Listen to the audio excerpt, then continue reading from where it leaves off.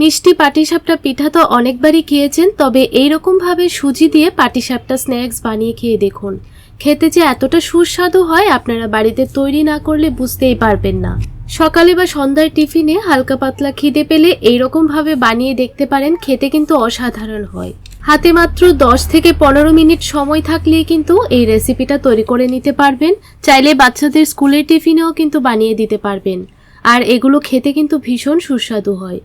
তো বানানোর জন্য প্রথমে চুলার মধ্যে একটা কড়াই বসিয়ে দিলাম, 1 চামচ দিয়ে দিলাম সাদা তেল, অল্প একটু দিয়ে দিলাম আস্ত জিরে।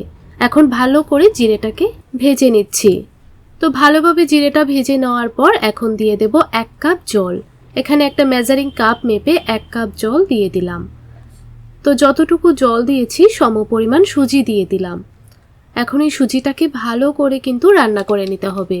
আর এই সুজির যে জলটা আছে সেটা খুব ভালো করে শুকিয়ে নিতে হবে। যতক্ষণ না পর্যন্ত সুজিটা একটা ডোতে পরিণত হচ্ছে ততক্ষণ নাড়তে থাকতে হবে।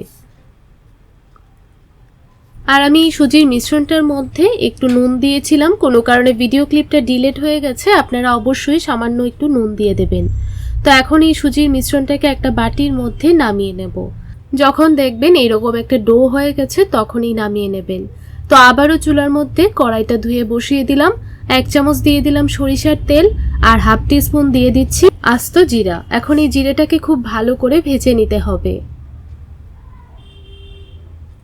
তো ভালো করে ভেজে নেওয়ার পর দিয়ে দিচ্ছি 3 থেকে 4 কোয়া রসুন। আর রসুনটাকে আমি এরকম ছোট ছোট করে কেটে দিয়ে দিলাম। এখন দিয়ে দিচ্ছি 1 ইঞ্চ আদা গ্রেট করে। এইভাবে গ্রেট করে আদাটা দেবেন, দেখবেন খেতে ভালো লাগবে। পেঁয়াজটাকেও এরকম ডুমো ডুমো টুকরো করে কেটে দিয়ে দিলাম। এখন ভালো করে ভেজে নেব। আর স্বাদ বুঝে কাঁচা লঙ্কা দিয়ে দিয়েছি। আপনারা যার যার টেস্ট বুঝে ঝালের পরিমাণটা দিয়ে দেবেন। এখন সবটা মশলায় খুব ভালো করে কষিয়ে নিতে হবে। তো ভালো করে কষিয়ে নেবার পর হাফ টিস্পুন ধনিয়া গুঁড়ো, হাফ টিস্পুন জিরে গুঁড়ো আর হাফ টিস্পুন দিয়ে দেব হলুদের গুঁড়ো। তো আপনারা চাইলে এই পুরটার মধ্যে অল্প একটু চাট মশলাও অ্যাড করতে পারবেন, তাহলেও কিন্তু খেতে খুব ভালো লাগবে। তো সামান্য একটু নুন দিয়ে ভালো করে মশলাটা কষিয়ে নেবার পর দিয়ে দিচ্ছি 3টে বড় সাইজের আলু হাত দিয়ে ম্যাশ করে। আলুগুলোকে আমি আগে থেকেই সেদ্ধ করে রেখে দিয়েছিলাম। আগে থেকে সেদ্ধ করে নিলে খুব তাড়াতাড়ি কিন্তু এই নাস্তা বা স্ন্যাক্সগুলো তৈরি হয়ে যায়। তো ভালো করে আলুটাকে মশলার সঙ্গে দেখুন মিশিয়ে নিয়েছি। এইভাবে নাড়তে নাড়তে ভালো করে কিন্তু ভেজে নিতে হবে। তো পুরটা আমার একদম তৈরি হয়ে গেছে। এখন এই পুরটাকে একটা প্লেটের মধ্যে নামিয়ে নিলাম। খুব ভালো করে ঠান্ডা করে নিতে হবে। তো অন্যদিকে সুজির এই মিশ্রণটাও ভালো করে ঠান্ডা হয়ে গেছে। এখন এই সুজির মিশ্রণটার মধ্যে দিয়ে দেব হাফ কাপের মতো আটা। আপনারা চাইলে আটার পরিবর্তে ময়দাও ব্যবহার করতে পারবেন। তো আটাটা দেওয়ার পর ভালো করে মিশিয়ে নেব। আর খুব বেশি যদি টাইট মনে হয় তাহলে সামান্য একটু জল দিয়েও মেখে নিতে পারবেন। এখন অল্প একটু দিয়ে দিচ্ছি হলুদের গুঁড়ো। হলুদের গুঁড়ো চাইলে দিতে পারেন, না হলে কিন্তু স্কিপ করতে পারেন। হলুদের গুঁড়োটা দিলে এই স্ন্যাক্সগুলোর কালার খুব সুন্দর আসবে। তো হলুদের গুঁড়োটা দেওয়ার পর ভালো করে দেখুন মেখে নিচ্ছি। তো ভালোভাবে মেখে নিলাম। এখন এখান থেকে আমি ছোট ছোট করে লেচি কেটে নেব। আমরা রুটি তৈরি করার জন্য যেই রকম লেচি কেটে নিই ঠিক সেই রকম করেই কিন্তু কেটে নিতে হবে। আর সবগুলো লেচিকেই এরকম গোল গোল করে বলের মতো বানিয়ে নিয়েছি। এখন নিয়ে নিলাম 2টো সেদ্ধ ডিম। আপনারা 2টো বা 3টে 4টে আপনাদের পরিমাণ বুঝে আপনারা ডিমটা নিয়ে নেবেন। এই ডিমগুলো দিলে কিন্তু এই স্ন্যাক্সগুলো খেতে আরও বেশি ভালো লাগে।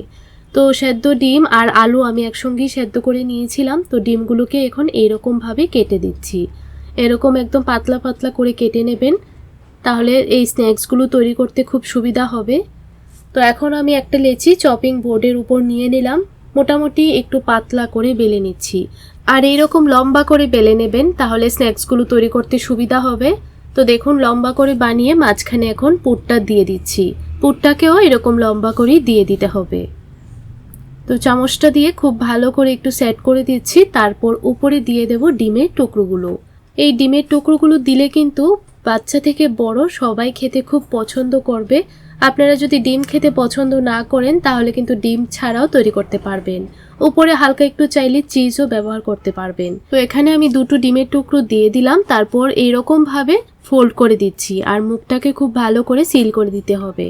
এখন যে সাইডের এই অংশগুলো আছে এগুলোকে কাটা চামচ দিয়ে এইভাবে একটু সিল করে দেবেন, তাহলে দেখতেও সুন্দর লাগবে আর খুব সুন্দরভাবে কিন্তু সিলও হয়ে যাবে। তো দেখুন একটা স্ন্যাক্স তৈরি হয়ে গেল। একই রকমভাবে সবগুলোই বানিয়ে নেব। আর এগুলো দেখতে কিন্তু একদম পাটিসাপটা পিঠার মতোই লাগে। তো দেখুন আরেকটা একই রকমভাবে বানিয়ে নিচ্ছি। আপনারা অবশ্যই এরকম লম্বা করে বেলে নেবেন, তাহলে স্ন্যাক্সগুলো তৈরি করতে খুব সুবিধা হবে। তো এখানে আমি 3টে ডিম দিয়ে দিলাম, তারপর মুখটা খুব ভালো করে সিল করে দিতে হবে।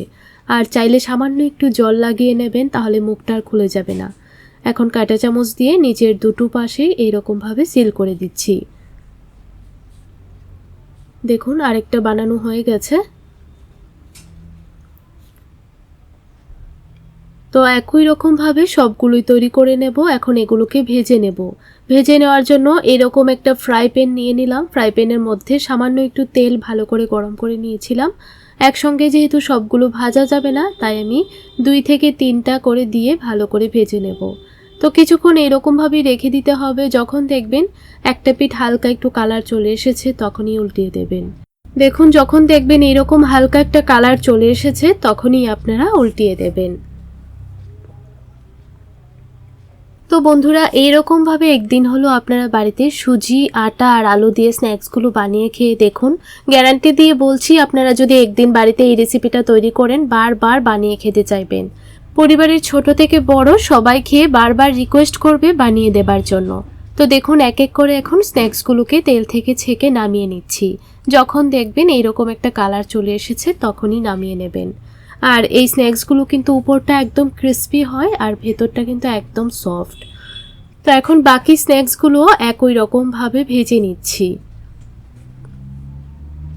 গ্যাসের ফ্লেমটা একদম লো টু মিডিয়ামের মধ্যে রেখে ভাজবেন, তাহলে দেখবেন কালারটা খুব সুন্দর আসবে। আর স্ন্যাক্সগুলোও কিন্তু ভেতর থেকে ভালো করে রান্না হবে। তো বন্ধুরা আপনাদের কাছে রেসিপিটি কেমন লাগলো কমেন্ট করে জানাতে ভুলবেন না। ভালো লাগলে লাইক, শেয়ার, সাবস্ক্রাইব করে আমার পাশে থাকবেন। তো এখন আপনাদেরকে একটা স্ন্যাক্স ভেঙেও দেখিয়ে দিচ্ছি কতটা সুন্দর হয়েছে।